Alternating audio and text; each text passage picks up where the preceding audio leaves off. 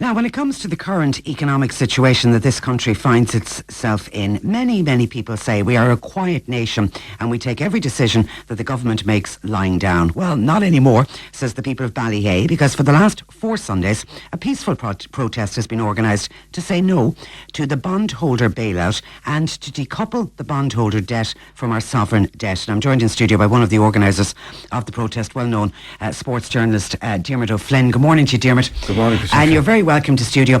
Okay, firstly, just explain in layman's terms, because a lot of people get confused over this. Explain why you feel it is so important to decouple the bank debt from the sovereign debt. Well, it's been doing my head in this thing, and I've been trying to find a way that you can simply explain what happened. And the simplest way I can explain it is this: that if you're a household and you're running into difficulties, and the bank has decided they're not going to lend you money because you're a bad bet, you then go to your local credit union, which is the community bank, and you go into them, and yourself and your wife, or your wife and your husband, whatever, you head in and you ask for this loan to run the house for the next few years, because you've run into problems, but in about 4 years' time everything is going to be fine. And they say to you, yeah, that's fine, we'll give you that money. But in the meantime, there's some reckless friends of yours have borrowed an awful lot of money from some foolish friends of mine, so we want you to pay that debt as well, as a condition of paying this other debt. No, first of all, the credit union wouldn't do it, but, and secondly... No one would agree to it. Nobody would agree to it, you just wouldn't. But our two bungling Brians, as I call them, agreed to that last November, and that's where that's the nub of this problem, that's where it started. They agreed to accept what is a private debt on top of our sovereign debt.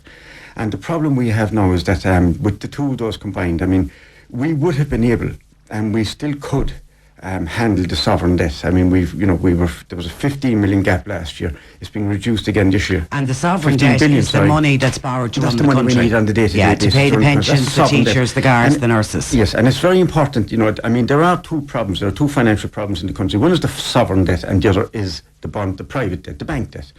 But we could handle the sovereign debt as a nation, and everybody out there, even in the markets, they know this. But what they've always been worried about was the bank debt, and we guaranteed that bank debt 2 years ago. And I don't want to go into too much history, but in November 2008, November seems to be a bad month for us, But in November we gave the blanket bank guarantee, which again, all these decisions have baffled, and I've been doing an awful lot of reading on it, and they've baffled the economics world. They've baffled the world, the money markets even out there, that a sovereign nation would decide to do this. That we, these people, and basically what they're doing, they're punters. They go out and they take a punt on the banks here. And what they were doing here, they were feeding money into the Irish banks, even at a time, continuing to do it when our economy was obviously overheating. Now, people are talking about... and I've read a lot about moral hazard, that one of the reasons that the ECB have insisted that we pay back this in full, and that we also pay a penal interest on it, is to teach us a lesson. And so there's other countries around, won't make the same mistake. But I'm saying, where's the moral hazard here as applied to the people who made the loans, who fed the money into the system? The banks could not have lent that money without getting it from somewhere. And these people were looking at this thing, and they were taking a calculated risk. Yeah, you see, that's the interesting aspect, that the bondholders themselves never expected to get this guarantee from the government. At the end of the day, they were taking a risk by investing this money.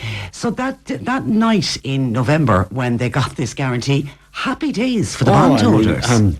I've done so much research on it, but there was one guy I read, he's an American economist, actually he was in Vanity Fair, but it was a woman that gave me this article. She said you should read it, and I was thinking, Vanity Fair, that's hardly, a World Economic Power book, but I googled this guy, and it turns out he's in Wikipedia. He's a hugely respected economist.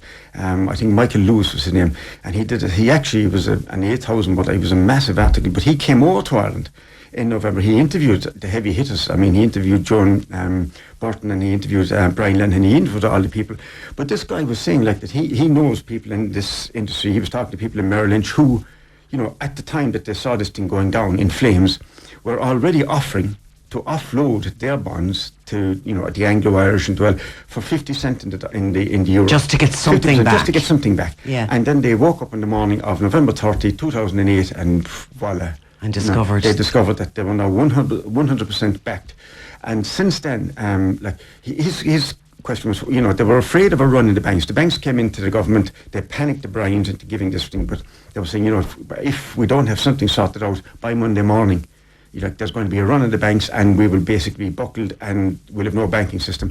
And he said, the obvious solution here was just to guarantee the deposits, because then people are not going to pull their money. They didn't have to guarantee the bondholders, because as he said, they were already tied in. But they couldn't get out. That argument, and I know certainly in the run-up to the election, when people were talking about burn the bondholders, and they were almost seen as the lunatic element, if you were, and all of the politicians were saying you can't burn the bondholders, because if you burn the bondholders, we'll never be able to go to the markets. Well, you see, this again, and this is not me talking. I mean, I've read a lot of it, but like McWilliams has said, like so many respected economists have said it.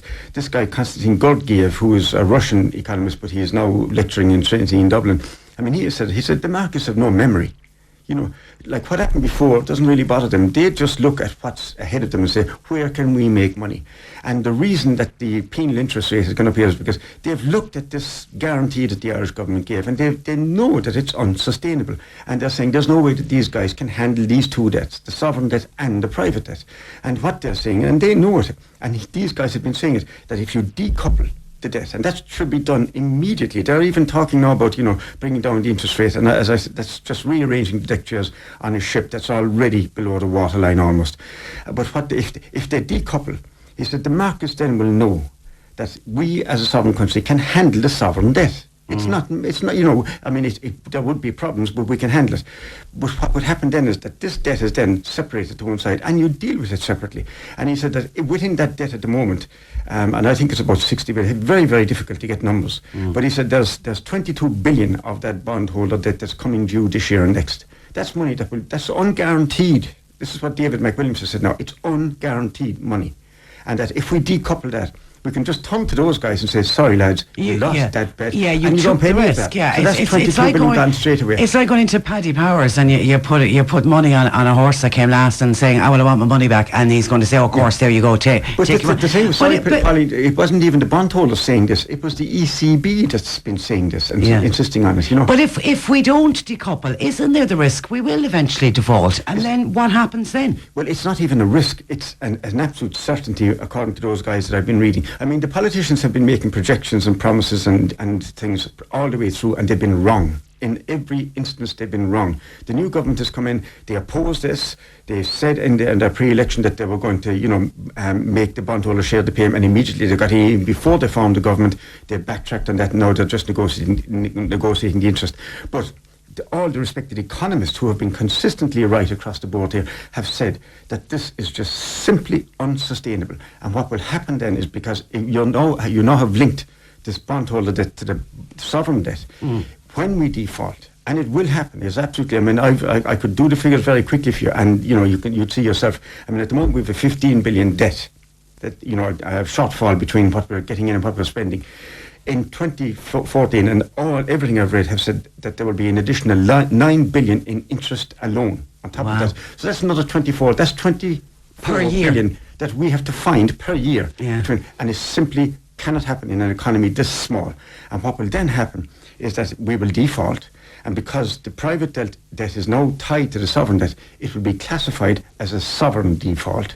And because it's a sovereign default, what will then happen is that these guys will move in, and it's no longer a case of suggesting to us, that you should do this or you should do that. They will run the country. Dictate. And what will happen here was what happened in Latvia, where overnight pensions will have, social welfare payments will have, they will be slashed. It may even go down by teachers more. I remember seeing an interview with a teacher in Latvia now who got paid way less, I have to say, than teachers do in this country, but instantly went into work one day to be told her wage had been halved. And that was it. I think it was actually less than halved, and that will happen here because, there's no doubt that in some instances that a lot of our payments are generous, but I honestly believe that we cannot go any lower on pensions, on social welfare. And some of the stuff that has been done to try and get this balance back in the economy, I think has been outrageous. But those are separate matters, like this universal charge was just outrageous. You know, and they took the has caught everyone. So tell me about the protests and how the protests after Mass, how it came about, and how this last 4 Sundays, is it? You've been on it? Well, actually 3 Sundays. 3 Sundays. This Sunday would be our 4th. Okay. But, and we're not going to stop. Okay. Well, tell me about the first one. The first one, it was just a few of us, you know, that had been talking about this, and a bit, you know, and I said, you know, I'm listening to people, and we're in clubs and pubs and canteens and, you know, coffee houses, and we're all talking about it, and nobody is moving.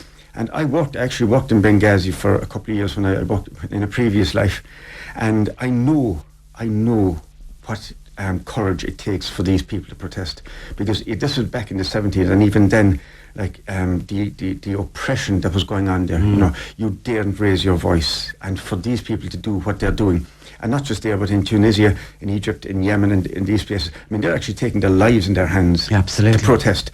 And we're here, and I'm wondering, like, where did we become so complacent, so compliant, you know? Because when I was growing up in the 60s, 70s, we were on the streets, you know, we protested, because ultimately, and I can't understand what's happened here, like, ultimate power rests with people, and anything that has, you know, anything major that has ever been achieved, you know, in public has started with people power.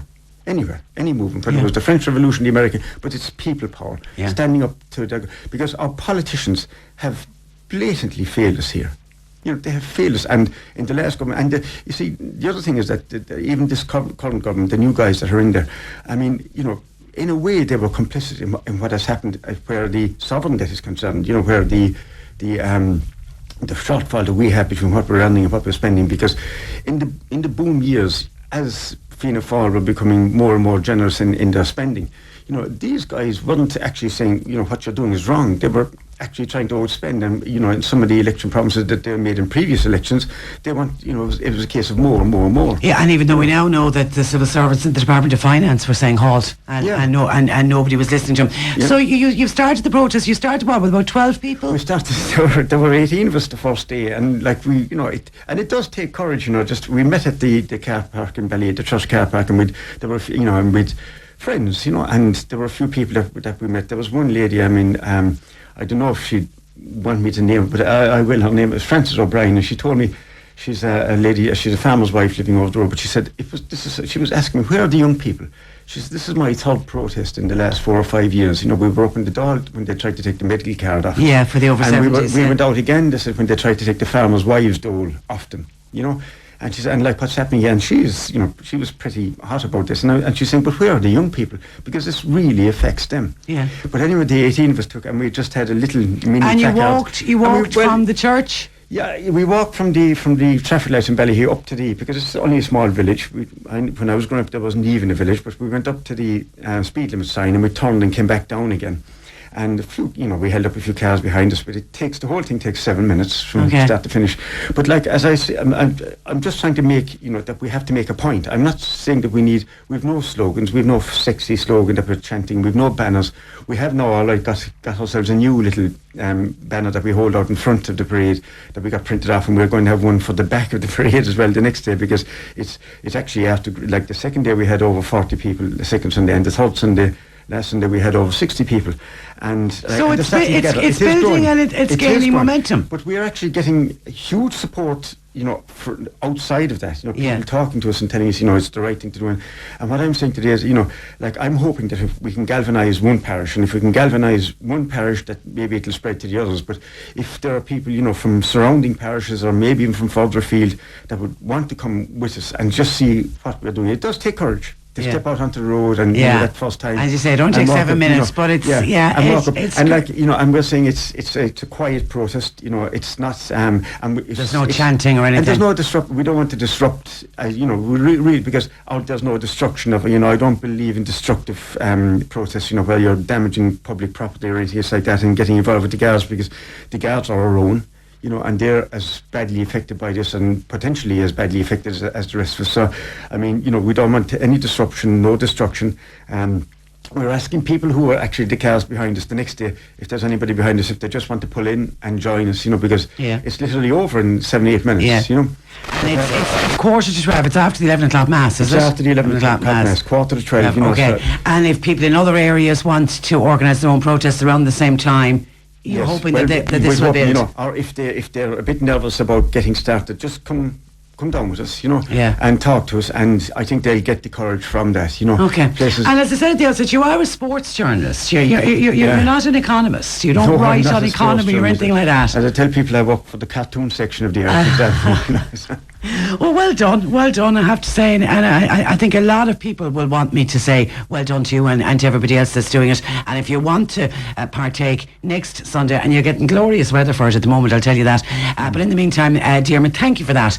And very much thanks for joining us giving in the chance to studio. talk about it as That's well.